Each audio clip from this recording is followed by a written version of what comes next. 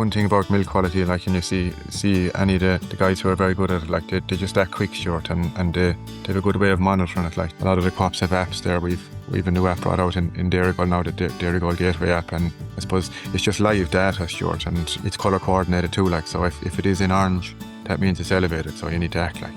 This week I'm joined by Raymond Ryan, Milk Quality Advisor with Dairygold in the Limerick Clare region, to discuss managing milk quality at this time of year, and particularly given the circumstances on farms at present with additional feeding required in many areas. I started by asking Raymond to give me a brief rundown on milk quality in Dairygold in 2026.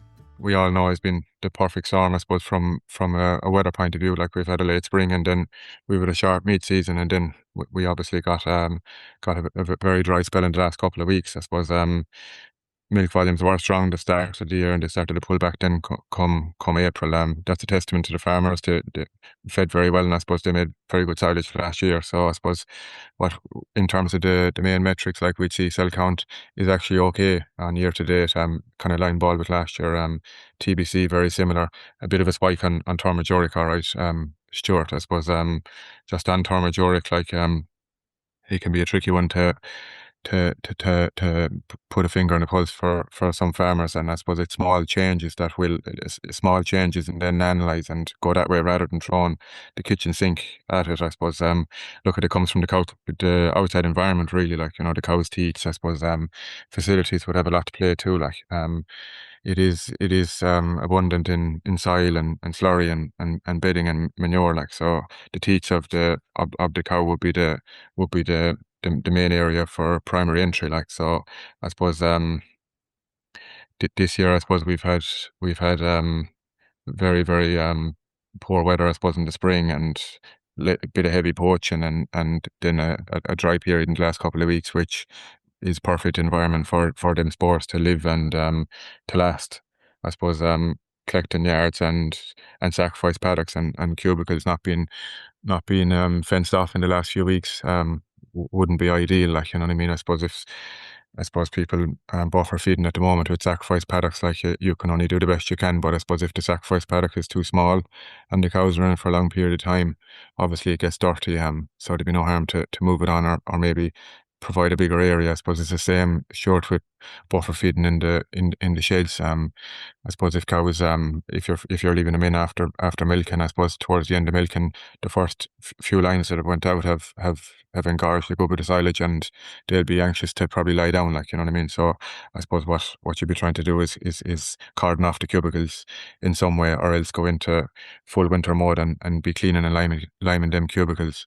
As we know it, it's hard enough to be cleaning down sheds at the moment, because obviously it's so dry, and I suppose then you'll be worried about creating a slippy environment for the cows, like. So I suppose just a few tips, I suppose, that we would have seen over time would be to keep the cow clean. I suppose as the cow is the primary entry, I suppose clipping the tails, if at all possible, maybe flaming the others to remove the hair for where the dirt will cling on, and I suppose keeping the equipment clean and making sure that liners and rubberware is not perished. And if all them boxes are ticked, some areas, like, they might be on a circulation wash normally, there'd be areas to keep an eye on, like, bins and pipes and stuff where milk fat or that can become stagnant. I suppose then, Raymond, on the thermoduric, people mightn't think cows are dirty in the current environment, especially if they're generally out, obviously, and maybe only buffering for a little while. But, like, the dust actually is the source of the thermoduric as well, like, so that obviously people can see herds of cows walking along roadways there up to the last couple of days anyway, and they'll have seen a cloud of dust nearly rising after them because it's just so dry, like, and that is a source of thermoduric. So what you're saying is people really need to up the ante inside in the parlour to make sure cows are clean before attaching clusters, like, because obviously the summer tendency is probably we do a lot of things right in the springtime, in fairness to people, work very hard at keeping control of the milk quality, and then once we get out into the main grazing season, we tend to maybe ease back, I suppose, in terms of the work in the pit, maybe, and just attaching clusters is commonplace enough, really, I suppose, to be fair, and that could be a source of issues for some people, could it? Yeah, so, like, the tails being clipped, obviously putting on the unit, you're avoiding that, I suppose. Yeah, in terms of tea prep, often with the thermoduric, like the dirt wouldn't be visible to the eye. Like, obviously you might get a cow line and dung patch, you'll wash them and stuff like that. But I suppose it'd be I like if everyone got into a routine of maybe dry wiping the cows at a minimum. Like best case scenario, you'd be looking at pre-spraying and dry wiping, but from a theory point of view, but from a practical point of view, it'd be very difficult to do that. It is very difficult to do that in a parlour if people are able to do it and do it right and to dry them properly. So be it, work away. But at a minimum, I'd be dry wiping the cow's teats to take off the loose bit of debris short. And I suppose by dry wiping them, it's just having a dry blue tissue and wiping them in a downward motion. And then maybe having a meal bag or a bin at the front of the parlour and disposing the dirty tissue after each row at the top, like. And then just on we'll say, what options are there for people to lock cows off of cubicles? Because I've come across that now in the last fortnight or 3 weeks as well, where people are kind of saying they have no real way of locking them off and they're getting access to it. And as a result, then we'll say we have the thermoduric issue and the cell count is going to be a problem as well, which we'll come to in a minute. Yeah, I suppose there's mechanisms there. They're obviously might be more expensive, but O'Donnell's and O'Donovan's would have steel brackets, and I suppose from a cheap practical point of view, you could look at ratchet straps or else just heavy horse white wire, like, you know what I mean. But then, like, look, I know every facility is different. Obviously, some of the cubicle, the pastures might be a bit narrow, and cows will have to back out of the feed face. But where possible, I suppose to keep them off, and even don't even leave them in too long. Short, even if milking goes quick and cows are eating silage, just keep an eye on the cows, like as they start bunching outside in the shed. Leave them out to your paddock out to grass then, like, you know what I mean? Because that's when they start getting lazy and sitting down and creating dirty environment. Like. Okay, and I suppose, Raymond, with the bit of rain that's beginning to fall now, like, does it actually make it almost a little bit more challenging, maybe from a thermoduric point of view? You mentioned the sacrifice paddocks there, like they work pretty well, I suppose, in the dry conditions, but then when weather gets dirty, like they're going to get very dirty. Like, I mean, you could even have a thermoduric issue with where cows were lying in the shade nearly, couldn't you? And now this goes to a paddock that now is now wet as well as dirty, like. Yeah, that's it. Like, so you have the two, like, so for you just have to eye it up from a practical point of view and walk the field and just analyze it and see how dirty it is, and maybe have to start moving towards a fresh paddock, or maybe giving the cows a 12-hour break. Yeah, okay. So just TBC, I suppose, is obviously another milk quality parameter. You were saying earlier that it's generally hasn't been a problem this year, but there could be cases where TBC could become an issue. And what are the key things to look for where that does happen? Yeah, so TBC, as we know, water has been a bit tight in some areas. So maybe some shallow wells or maybe pumps have caused a bit of bother. So that has caused um, trouble in recent weeks. And look, cows have obviously wanted for a lot more water in recent weeks with the weather too. So I suppose from a TBC point of view, we'd be looking at will be yes, look, prioritize the cow, make sure they have enough water. Then after that, then if things are tight and short, I suppose it would be maybe you might only be able to rinse the machine in the morning and then have come back in the middle of the day and do a full circulation wash if things are very poor, like, you know what I mean. So water pressure is key. Sometimes bulk tank collections can be at different times too, like, you know what I mean. So you need to, if pressure is low, you'd have to start prioritizing on farm, like. Right, so not a big issue though. You were saying in general, like TBC is holding fairly well. Yes, no, yeah.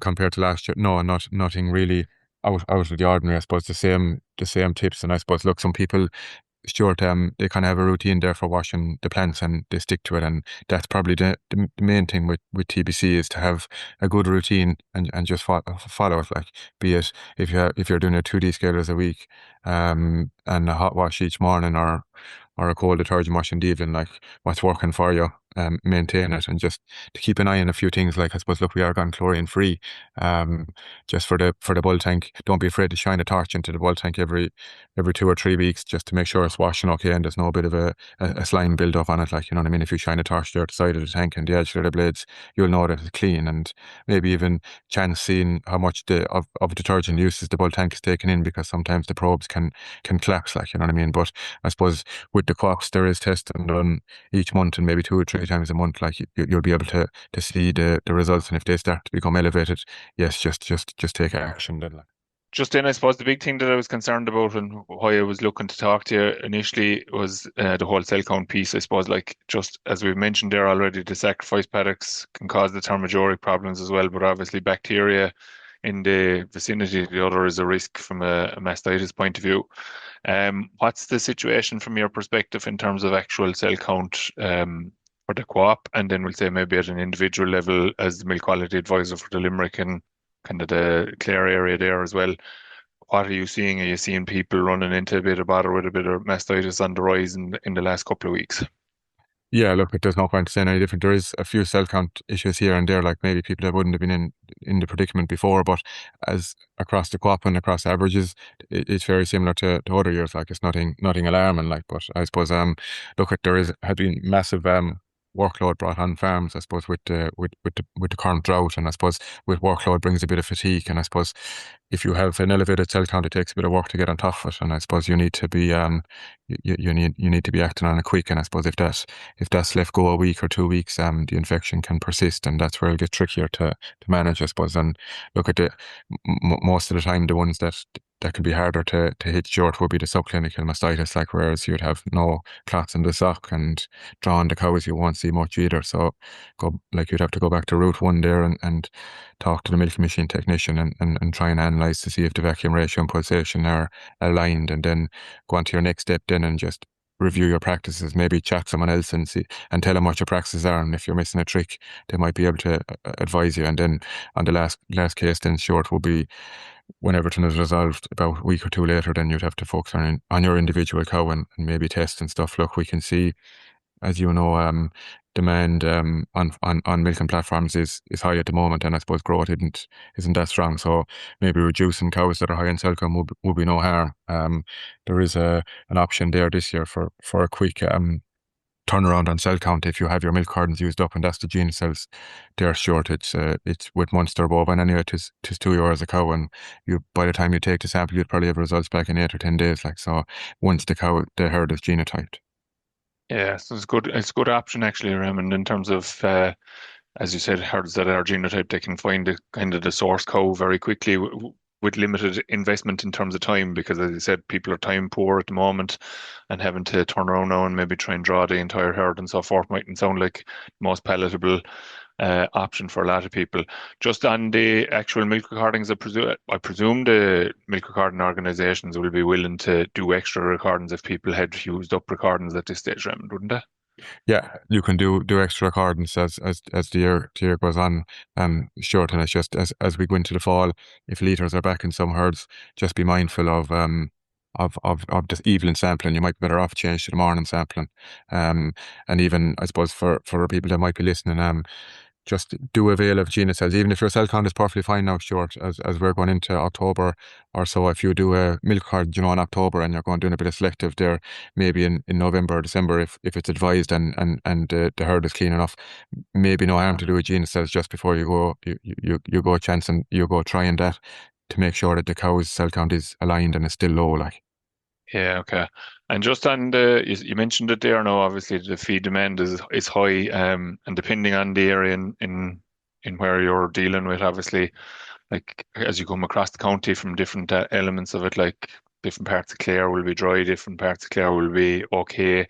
Like fodder situation could be getting a bit tight on farms, and we have this perennial problem of these persistently infected cows hanging around farms. Are you having much traction with people in terms of trying to get rid of those cows, like cows that have been high in cell count in 2025, maybe were high in cell count in 2024, and yet we're still hanging on to them in 2026? Are you getting much buy-in from people in terms of maybe thinking about getting rid of the likes of them now at this stage? That'll be first on the agenda of farmers. Like so, like you're obviously they mightn't be in the condition that you'd want them to be in, but definitely from a herd point of view, and to keep the other herd clean and not put them at risk, you're better off offloading them. Yeah, okay. And I suppose just say, are people making enough use of the milk carton? I would think they're not short. I suppose sometimes they don't sit down and analyze it properly, or then or take actions quick enough. Like you know what I mean. Even to retest the cows, or maybe to work with that. But like even look on milk carton, like it isn't primarily on cell count, like you know what I mean. Just like even analysing cow performance and production, like if you want to increase your solids going into the long term, like you know what I mean, you're going to have 3 or 4 results of that cow from the year, like you know what I mean. If you want to increase your solids, like, or if you have a ballpark average solids from milk solids from this year, like you should not be breeding a cow the following year that's probably less than that, like you know what I mean. There's a lot more to the actual milk carton than just cell count, like. And I suppose I think I actually saw it there the other day in the Milk Matters as well. I think there's a new report coming out with the new milk recordings, and maybe you've seen it already, that the percentage chance of curing a cow is going to be highlighted on it. So that might actually help people to identify some of these high cell count problem cows that would need to go. There be data there on that, like, and I suppose even short as you're talking about the milk cartons, like between now and the end of the year, like lactose will be prevalent on it, like, and you know, there's no harm to review the lactose or even the kgs of milk solids that the cow is doing, like, you know what I mean. I suppose it is, as you say, there's a bit of marginal milk being produced at the moment, like, you know what I mean. I suppose if you're feeding hard and cows 5 and 6 kilos of meal and some silage on top of it, and they're doing less than the solid, or less than the solid, or less than 1.3, or whatever your cost of production is, like you should be moving them away. Like I suppose lactose from our own point of view, we will be watching it between now and the end of the year. Look, it's not big in the agenda, and it's good across the board. But I suppose what I'd be saying, short in the last few weeks, look, in some places, providing energy to the cows has been a struggle. Like you know what I mean. Obviously, grass has been short. I suppose quality silage, you know, like. But I suppose, as I'd say, if the lactose was below probably 4.5 now at the moment, 4.5%, I wouldn't be alarmed, but I would be definitely asking questions and maybe reviewing what allocations I'm giving to the cows, and maybe talking to someone on how to improve the nutrition that's gone into the cow. I suppose on an individual cow, then if they were probably under 4.3 short, I'd be drying them off, like. Yeah, okay. And when you say allocations there, and you're talking about the silage side as much as the grass side there, really, aren't you? Yeah, silage and look, obviously, as we know, short is with the rain that's after falling, and the different areas. I suppose in my own area and across the board, every farmer is in a different predicament, and that might only be within a 15-20 minute radius, like. So in general, I suppose things are going okay though, Raymond. They're there. Like most people are kind of on top of it. You have individual cases maybe that have issues, and it's really just to highlight to people that, especially now going into the damper, like as the rain comes now, this is when we could really start to see a proliferation of problems potentially, because the water and the bacteria combining will be the cause of the problem. I really want it. Yeah, that's it. Like, and yeah, like, and look, the one thing about like milk quality, like, and you see any of the guys who are very good at it, like they just that quick short, and they have a good way of monitoring it. Like they'll probably use a lot of the co-ops have apps there. We've a new app brought out in Dairygold now, the Dairygold Gateway app, and I suppose it's just live data short, and like it's color coordinated too. Like, so if it is in orange, that means it's elevated, so you need to act, like, you know what I mean. So like it's like everything, like when there's a blast of data there, we should use the data and we should action it rather than putting ourselves under stress in the long run, and causing ourselves a financial burden, because that's what poor milk quality does on farm, like, you know what I mean. Yeah, it's a valid point. I suppose we need to try and maximize the bonuses that are being achieved in 2026, given where milk price is like as well. So yeah, very good, Raymond. That's great. Covered a lot of ground there in a very short space of time and hit a lot of key points there. So I suppose trying to emphasize the importance of trying to maintain cleanliness in the parlour, being conscious of making sure that cows are well fed, conscious of water levels, I suppose, in the sense of the TBCs, and just acting early if cell count does start to rise, and the texts or the app is telling you that it's beginning to rise, being responsive to that, and trying to, like, I know, like you said, there are one or two guys that I know that are really good at milk quality. As soon as they get a rise in cell count, they tend to strip the entire herd.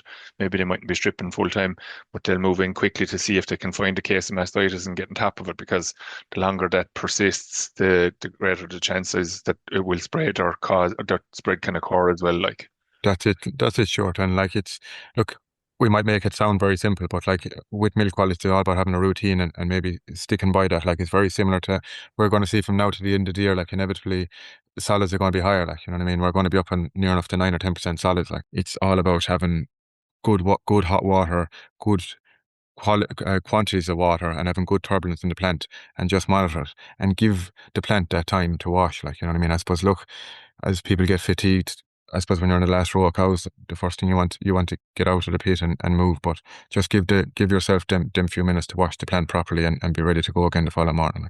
Okay, and watching the chemical levels and stuff forth as well, obviously, is the other thing in the. Exactly, and the temperatures as well, Stuart. Like, even look, having a thermometer probe would be best level to have on farm. But like, even if you don't have that, I suppose just monitor it by just putting your hand on the pipe. Like, you shouldn't be able to maintain your hand on that pipe if it's circulating on a hot wash. Like, you know what I mean? That'd be a good rule of thumb. Like.